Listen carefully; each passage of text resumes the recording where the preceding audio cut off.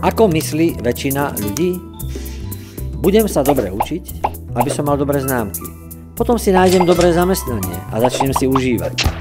Všetci mladí ľudia snívajú o šťastnom živote, lenže väčšina zažije počas života chudobu. Ak nie v aktívnom veku, tak určite ako dôchodca.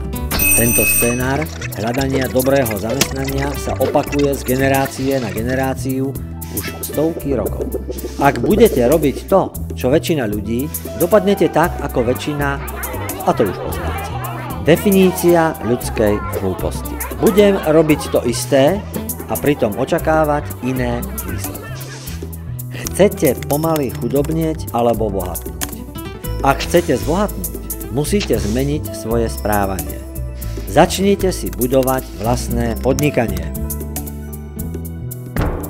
Chcem vám predstaviť nový trend podnikania. Tvorba distribučnej siete.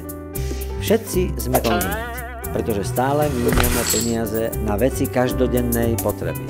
Sú to strava, hygiena, zdravie, krása a domácnosť. Na trhu sú producenti a konzumenti. Producenti dávajú dôraz na dlhodobé stratégie. Myslia na zisk a preto neustále zvyšujú ponuku produktov a služieb.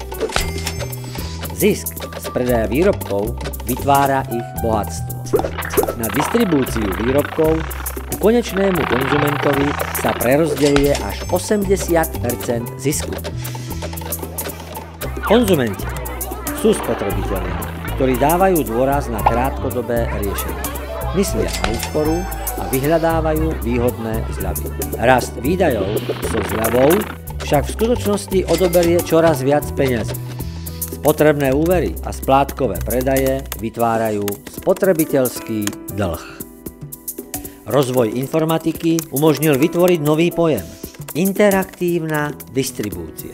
V nej je priestor pre nový druh podnikateľov.